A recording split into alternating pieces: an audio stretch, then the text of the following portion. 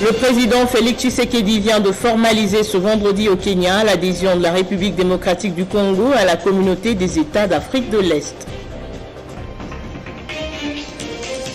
Martin Fayulu s'oppose catégoriquement à la décision du gouvernement d'organiser conjointement les opérations d'enrôlement des électeurs et du recensement de la population. Il l'a dit à l'occasion de la cérémonie de passation du pouvoir à la tête de la coalition Lamuka.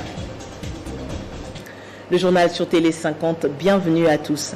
On ouvre avec le chef de l'État qui séjourne à Nairobi au Kenya depuis hier soir où il a procédé ce vendredi à la signature du traité d'adhésion de la RDC à la communauté économique des États de l'Afrique de l'Est.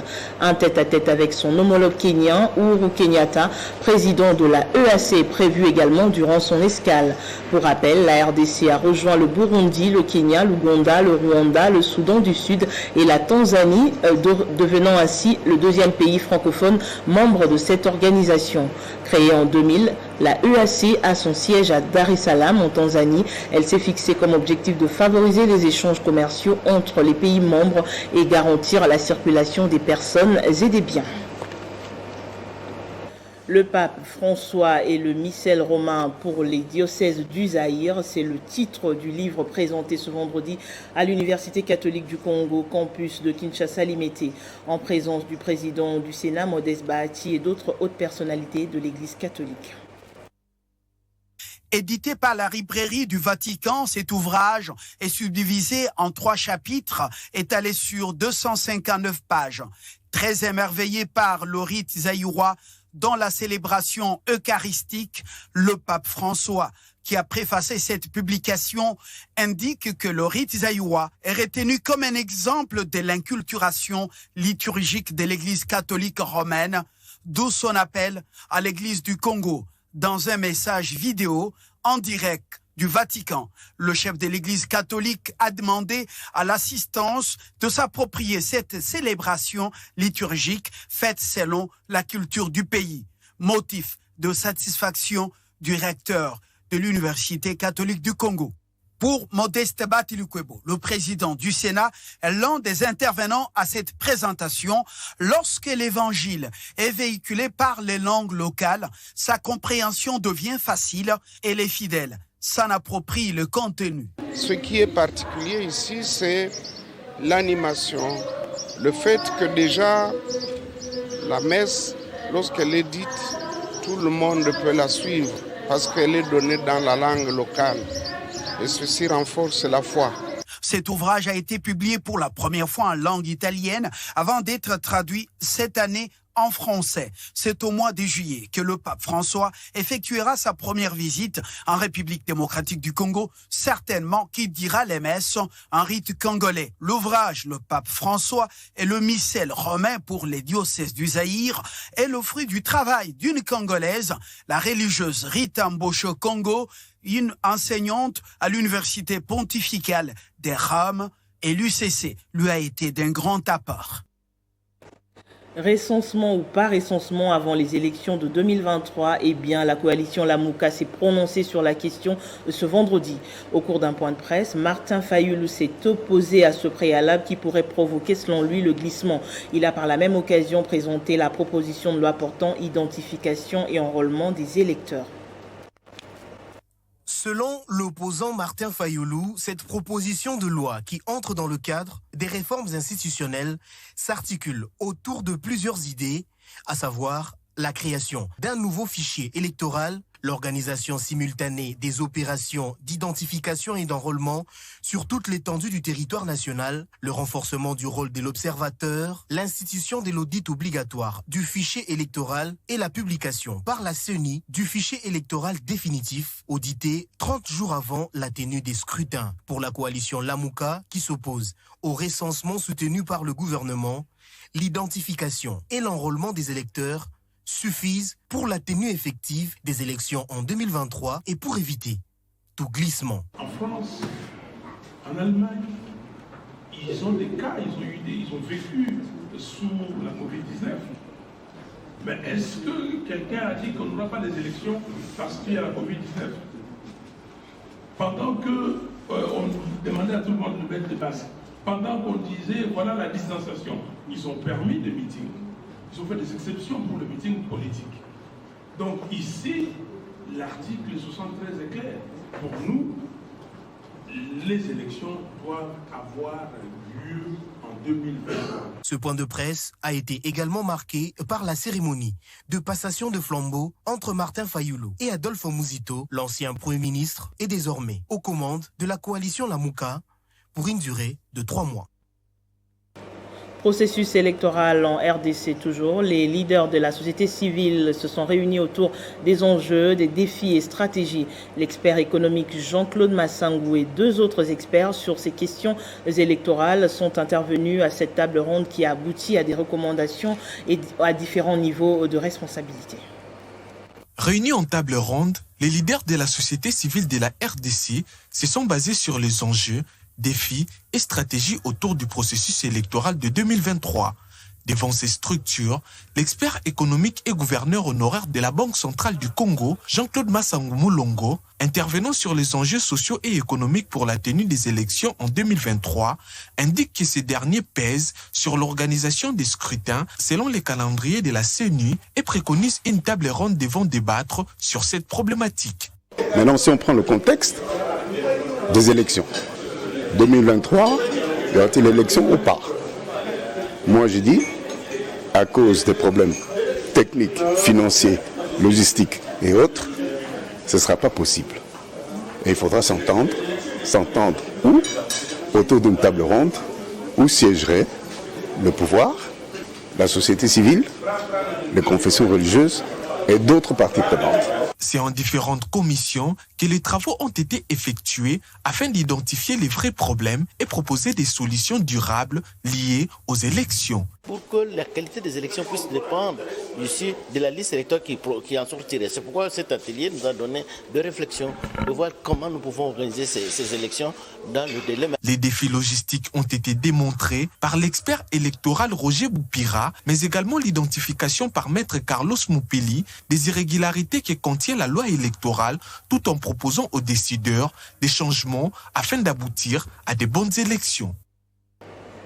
Et on change de registre. Après la remise et reprise à l'Office de gestion de fret multimodal, le nouveau directeur ad intérim Kamwanya Kalemuna est allé visiter la direction provinciale de Kinshasa pour voir dans quelles conditions travaillent ses agents. Après échange, il a promis des solutions dans l'immédiat pour résoudre tant soit peu les difficultés rencontrées.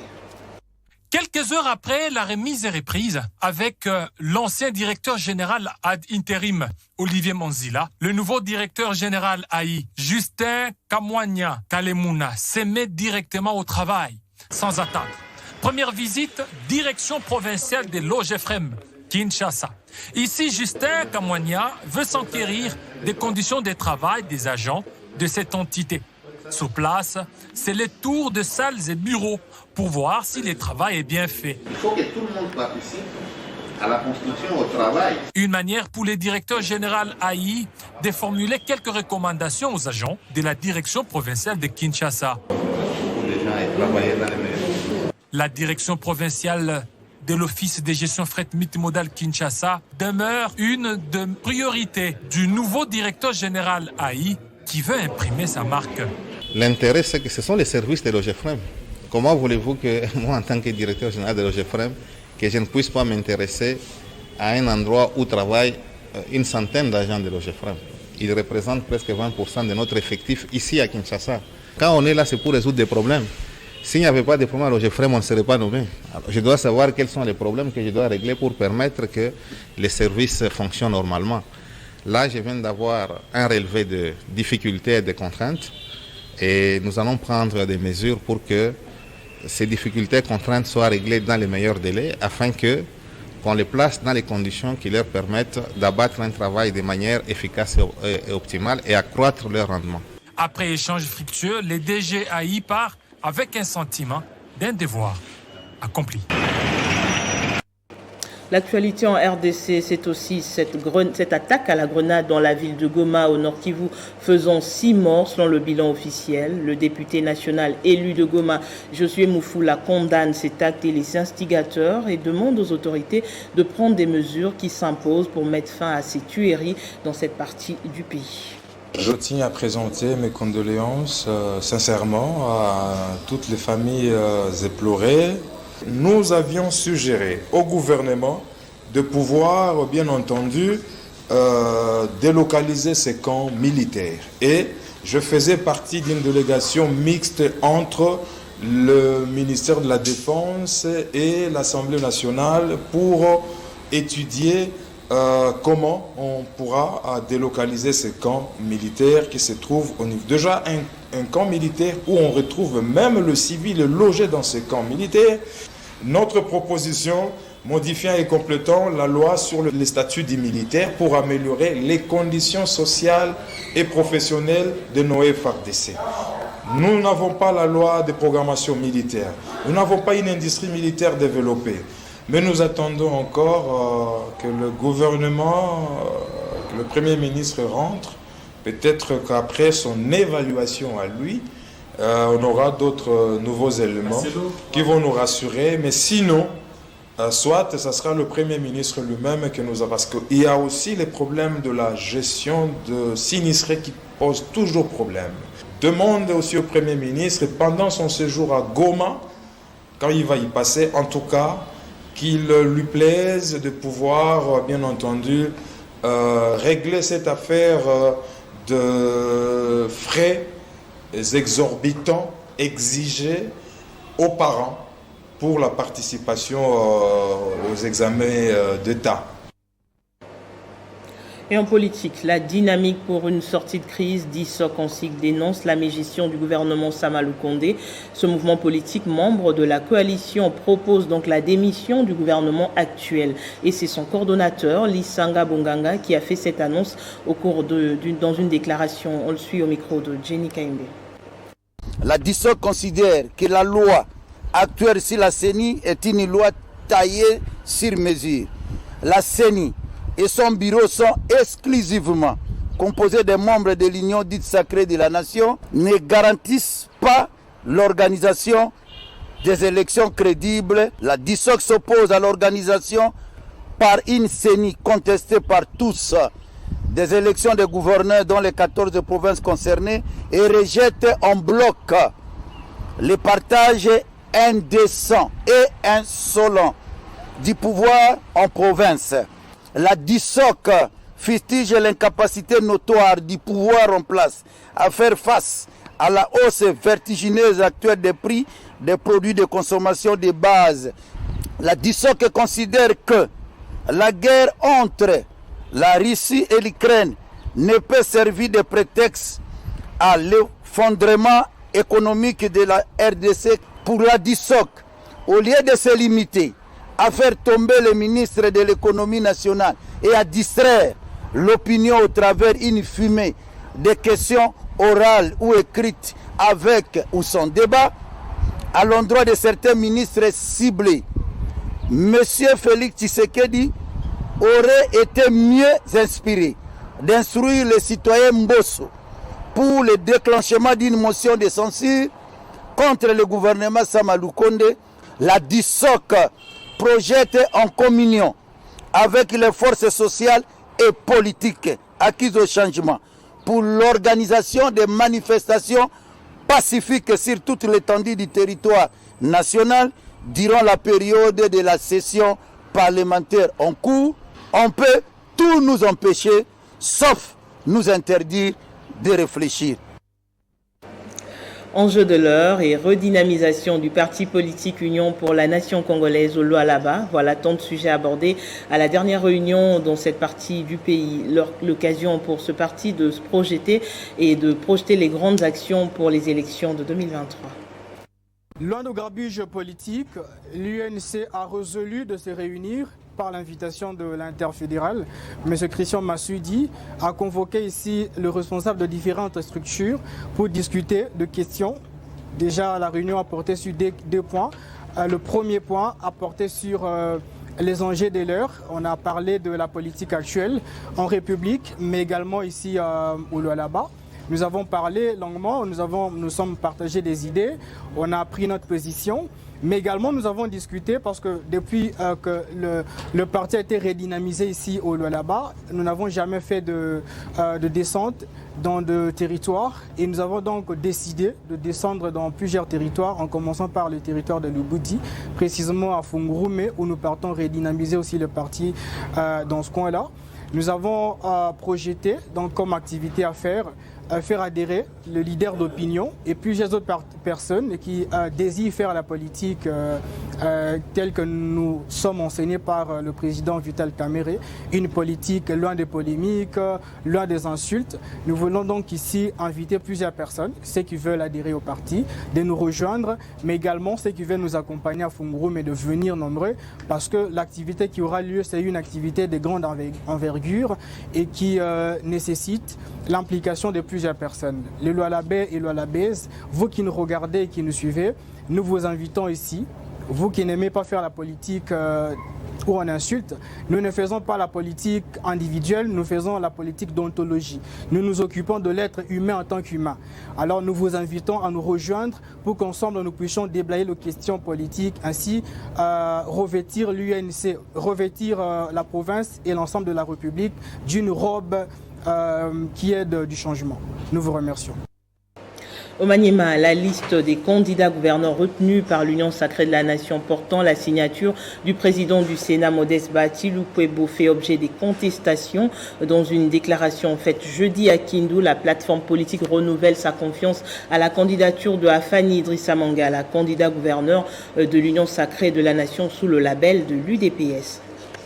Nous, présidents fédéraux des partis membres de l'Union sacrée de la nation du Maniema, réunis ce jeudi le 7 avril 2022 pour analyser la situation politique de l'ère et particulièrement sur la fausse liste des candidats gouverneurs de l'USN dans les 14 provinces, rendant publique la déclaration politique suivante et c'est enfin d'éclairer l'opinion tant provinciale que nationale. Dénonçons le manœuvre monté dans les officines politiques prédisposées à déstabiliser les pouvoirs du président de la République et qui prépare déjà l'échec de Félix Tshisekedi lors des élections de 2023. La liste des candidats gouverneurs qui circulent n'est pas réelle pour autant que tous les membres du présidium ne l'ont pas signé et n'engagent que son auteur. Réitérons notre attachement inconditionnel au président de la République, chef de l'État, son Excellence Félix Antoine Tshisekedi Tshilombo. Rejetons avec force cette fausse liste sans date ni sceau signée par le sénateur Modeste Bahati Lukwebo qui n'engage pas le présidium de l'Union sacrée. Cette stratégie n'est que l'expression du plan machiavélique des politiciens vérés et nostalgiques de l'âge d'or qui s'avertuent à vouloir s'imposer un incontournable homme fort du régime, voulant ainsi faire passer leur plan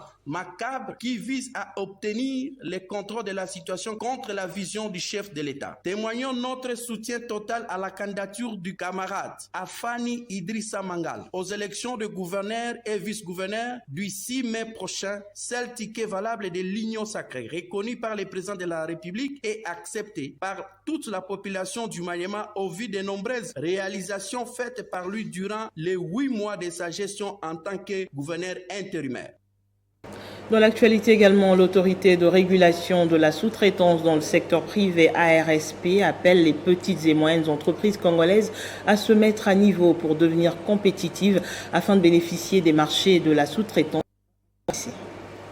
Pour bénéficier des marchés de la sous-traitance en République démocratique du Congo, les petites et moyennes entreprises congolaises doivent être compétitives. Cette loi a été prise à la faveur d'un constat selon lequel toutes les activités connexes et annexes aux grandes activités, ça veut dire la sous-traitance, étaient jusque-là monopolisées par les entreprises étrangères. La recommandation a été faite par le directeur adjoint de l'autorité des régulations de la sous-traitance dans les secteurs privés, ARSP, lors de son intervention à l'occasion de la 2e édition du Forum Challenge Entreprises, organisé du 1er au 2 avril de l'année en cours, à Kinshasa par la Fédération des entreprises du Congo, FEC.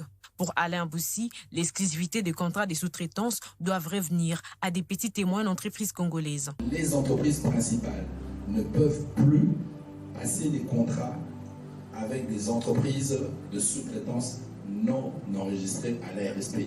Parce que cet enregistrement tient compte de la raison d'être justement de cette loi, tient compte du fait que ça doit être une entreprise dont les parts reviennent majoritairement à des Congolais. Profitant de l'occasion, le DGA, de l'Autorité des régulations de la sous-traitance dans les secteurs privés, ARSP, a rappelé les biens fondés de la loi sur la sous-traitance. Quelle est la condition essentielle pour qu'on octroie une dérogation? C'est lorsque il y a indisponibilité ou inaccessibilité de technicité locale. La loi essentiellement réserve l'exclusivité des activités de sous-traitance à des entreprises majoritairement capitaux congolais.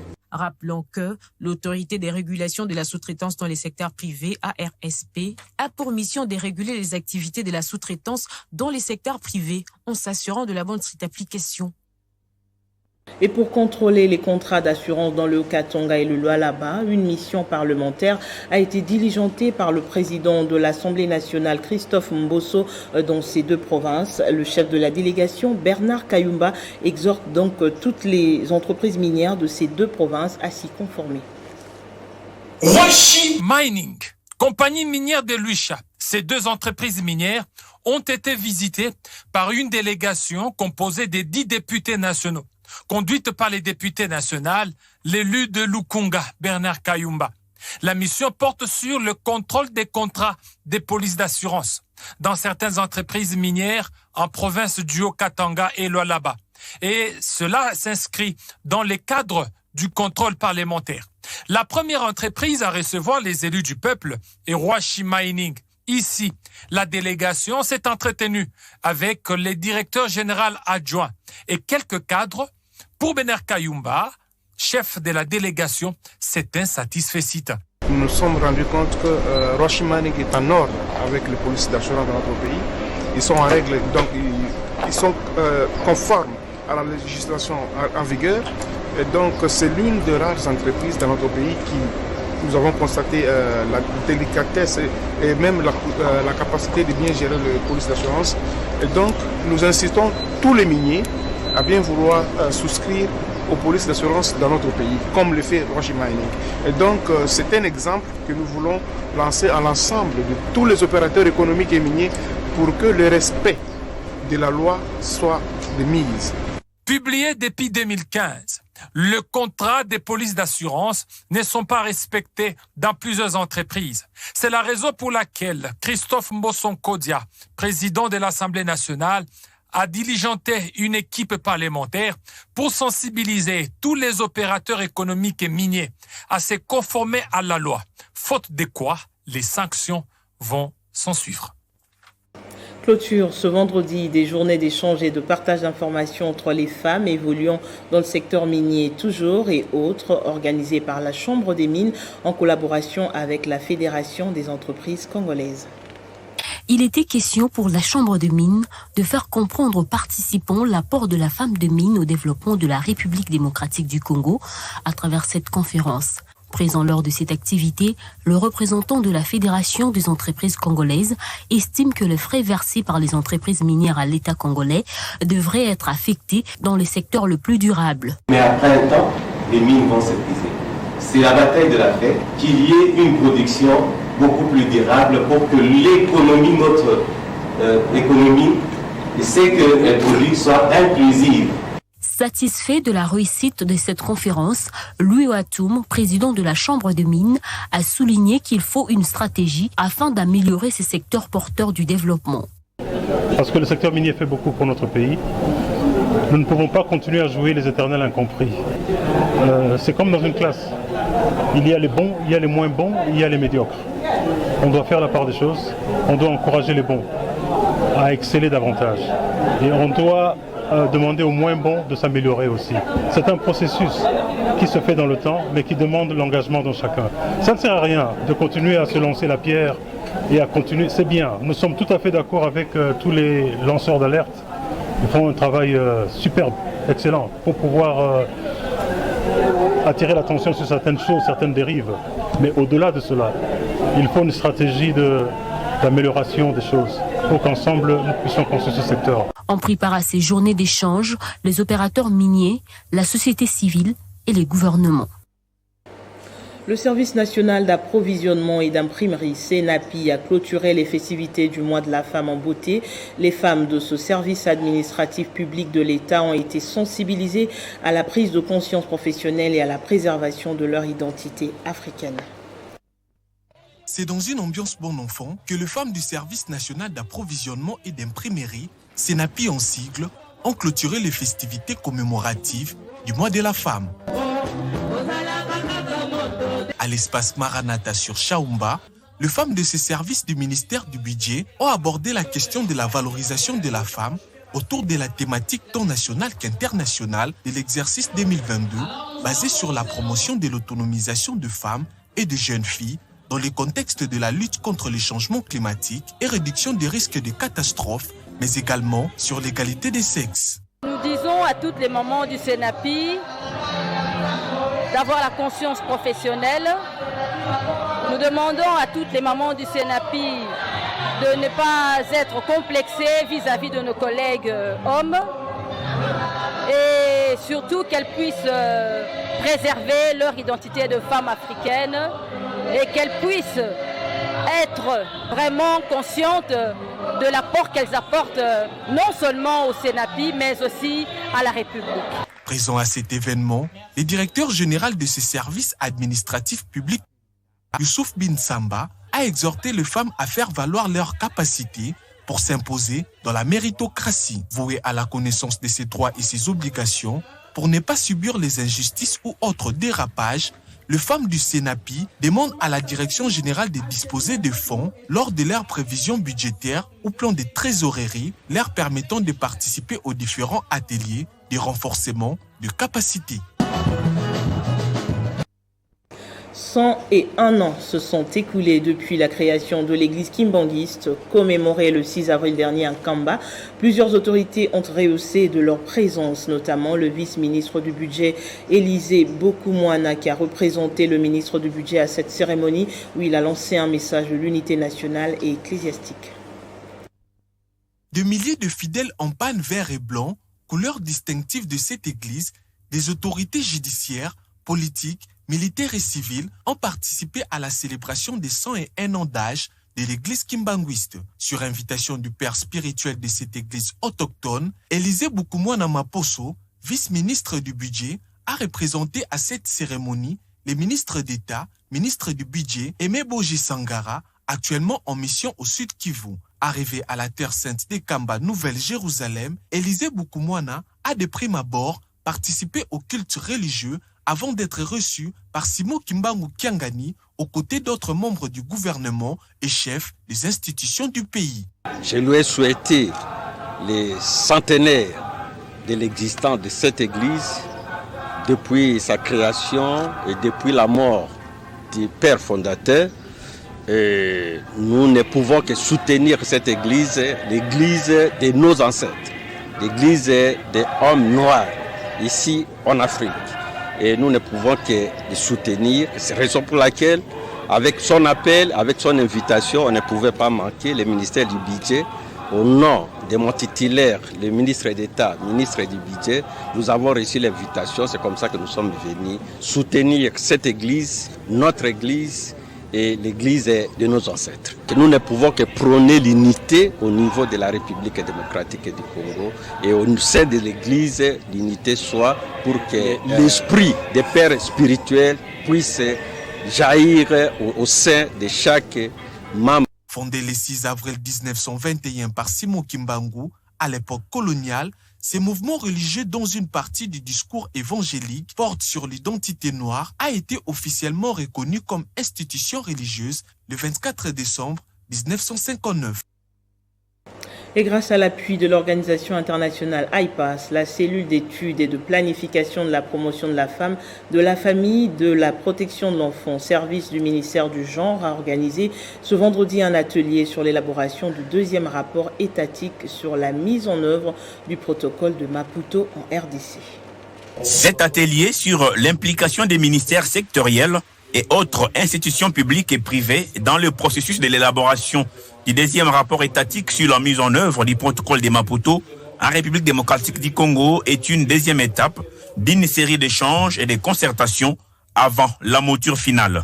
Un atelier interactif organisé avec l'appui de l'organisation internationale AIPAS et dont les participants sont porteurs d'obligations dans la promotion du genre et des droits des femmes. Après cet atelier, il sera organisé le lancement officiel du processus par son excellence, Madame la ministre du Genre, Famille et Enfants.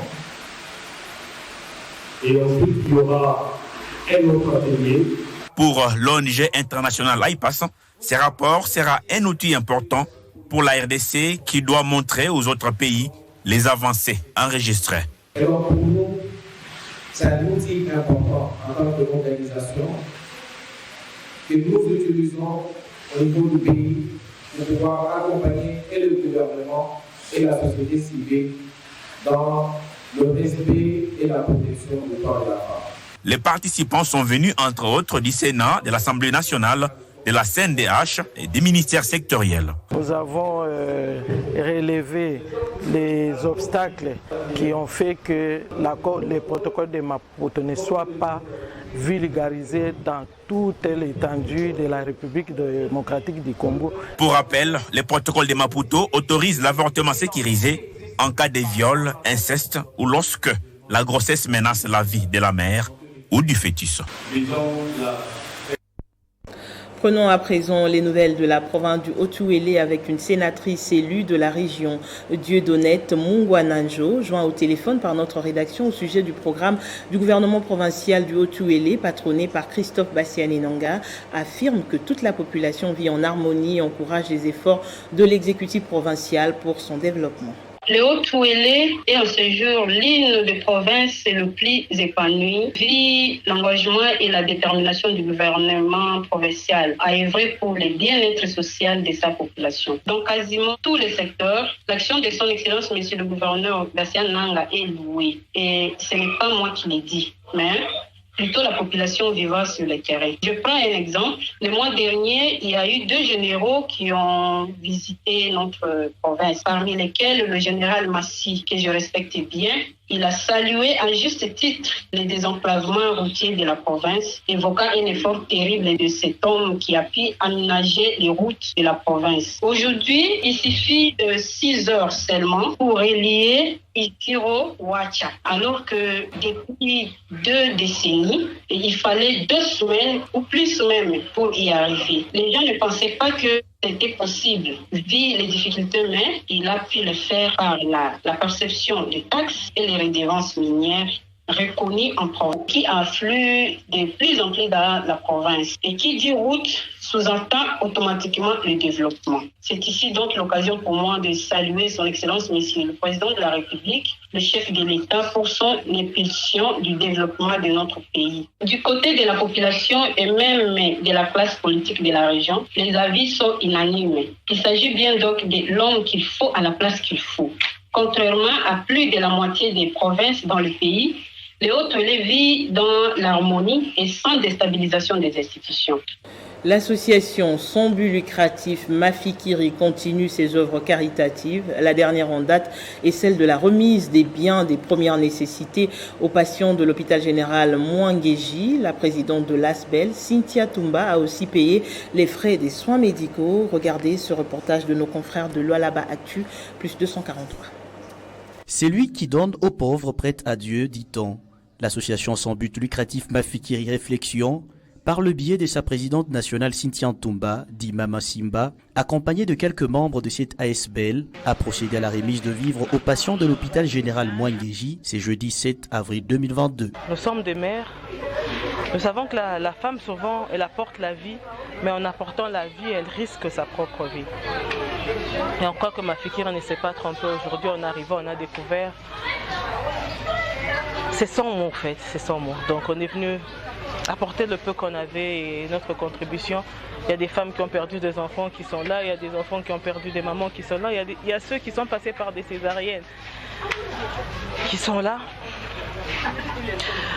Voilà. Cette descente qui s'inscrit dans le cadre social a été effectuée dans 3 secteurs, à savoir la pédiatrie, la gynécologie, pour terminer la maternité. Daniel Ndouza, l'AG de cette structure sanitaire, n'a pas manqué de remercier la donatrice. L'ASBL est venu payer pour les gens qui ont manqué les moyens. Ils ont traîné trop à l'hôpital. Alors l'ASBL est venu pour payer pour eux. Et ça nous va tout droit au cœur. Une donation qui a été accueillie à la plus grande joie de bénéficiaires. Notons par ailleurs que cette descente n'a pas été émaillée uniquement par la remise de vivres, mais également le paiement des frais d'hospitalisation des patients en situation difficile. En vue d'arrêter l'hémorragie du séparatisme qui semble refaire surface dans les provinces, le directeur provincial adjoint de la communication et initiation à la nouvelle citoyenneté, Félim Benga, fait un appel solennel à tous les Congolais en général et au Lualabé en particulier, afin de rester unis conformément à la vision prônée par la vice-gouverneur ad intérim Fifi Masuka. Mes chers compatriotes congolais en général et Lualabé en particulier, universellement, le sang humain n'a pas de tribus ni de régions. La RDC, notre pays, pour être dans les concerts des nations et sur son sillon des premiers ordres, doit être affranchi. Étant sorti de peuplade, du peuple, nous devons construire notre nation, nous devons construire notre patrie, en vue de léguer à notre postérité une prospérité élargie à tous égards. Ensemble et unis, nous serons forts. Divisés, nous demeurerons faibles, car la maison divisée en elle-même est appelée à être détruite et à disparaître. Scandons hors de nous, enlevons dans notre langage le tribalisme, le régionalisme et le séparatisme. C'est ici pour moi l'occasion de nous appeler à passer en revue l'appel lancé en décembre 2021 par les grandes figures politiques et même institutionnelles sur l'amour du prochain, à l'instar de Madame le vice-gouverneur et gouverneur assumant l'intérim. Rien que l'amour du prochain peut faire en sorte que le Congo soit développé. Vous avez corrigé avec moi qu'il s'agit de la gouverneure ad intérim Fifi Masuka. Toujours au Lualaba, le député provincial Kaumba Mayonde vient d'offrir l'éclairage public à ses électeurs du groupement de Mouchi en territoire de Muchacha, situé à 65 km de la ville de Kolwezi. Une joie immense pour la population bénéficiaire. Le développement à la base voulu par le chef de l'État, Félix Antoine Tshisekedi Tshilombo, devient une réalité dans les groupements de Mouchima en territoire de Muchacha. Nous sommes à 65 km de la ville de Kolwezi et cet éclairage public, 66 poteaux au total, est l'œuvre du député Kaumba Mayonde pour changer le visage de ces coins du Lualaba. Anatokea éclairage public mumkini ya Mushima, tunampikia asante sana, endelee paka hivi. Sana kwa kitu honorable anafanya mgroupement Mushima. Bango yetu yote ilikuwa tu ni noir kama ni ushiku. Bantu wengine wanaanza kuanguka juu ya kufuatana na manjimu ile kwa hapo na maibwe. Alors vile alikuwa anatusaidia sana, vraiment tunampikia asante sana. Le député Kaumba tient à accompagner les efforts de Marie-Thérèse Masuka, gouverneure intérimaire de Lualaba.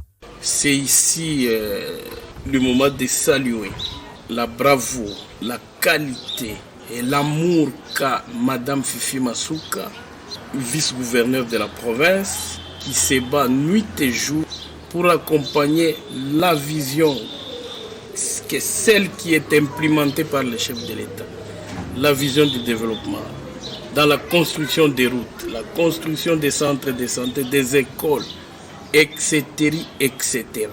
C'est pourquoi moi, comme en tant qu'élu légitime de ces peuples du Lualaba dans le territoire de Muchacha, je ne fais que pousser, accompagner la vision du chef de l'État à travers l'implémentation du développement de ces territoires qu'incarne Fifi Masuka Saïd. Outre l'éclairage public, l'élu de Muchacha a aussi donné pour la deuxième fois un générateur d'énergie pour alimenter quelques ménages de Mushima.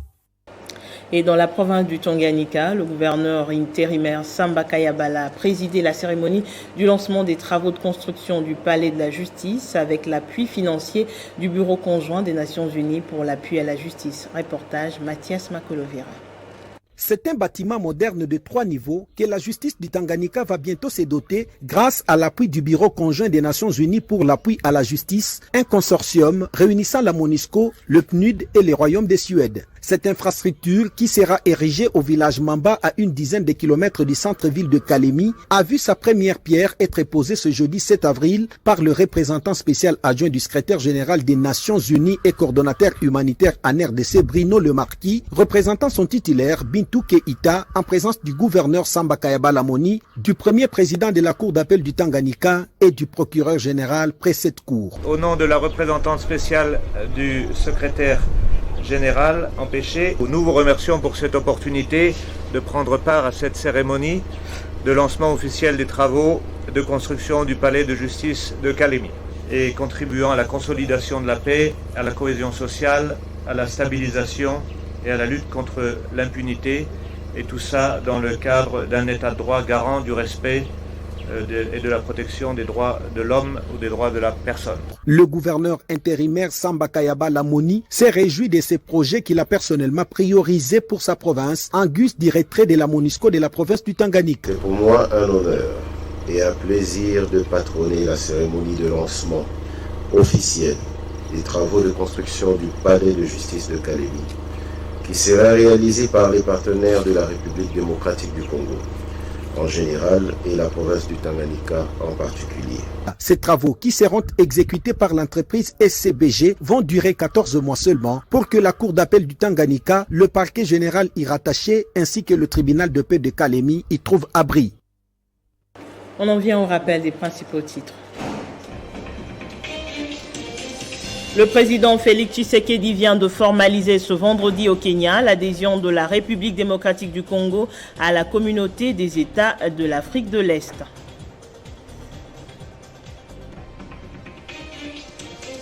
Martin Fayulu s'oppose catégoriquement à la décision du gouvernement d'organiser conjointement les opérations d'enrôlement des électeurs et du recensement de la population.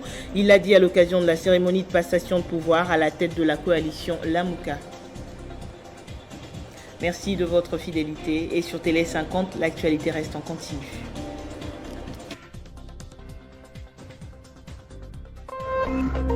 Téléchargez les infos Télé 50 sur www.tele50.cd. Les familles Makambo, Moussenjou, Dino et les clans de Sawa dans le Maïndombe ont la profonde douleur d'informer à toutes les communautés Sakata la mort de leur maman, épouse, belle-sœur, belle-mère, grand-mère et arrière-grand-mère Makambo José, survenue le 2 avril 2022 aux cliniques Ngaliema. Les programmes des obsèques est comme suit. Samedi 9 avril 2022 à 18h, veillée mortuaire à la 16e rue Limité industrielle Espace Kagé. Dimanche au 10 avril 2022 à 9h, levée du corps, exposition et recueillement à l'hôpital du Cinquantenaire. À 11h, départ pour inhumation à la nécropole entre terre et ciel. Le respect des mesures barrières est de stricte application. Pour les familles, Dino Mandefo Sébastien.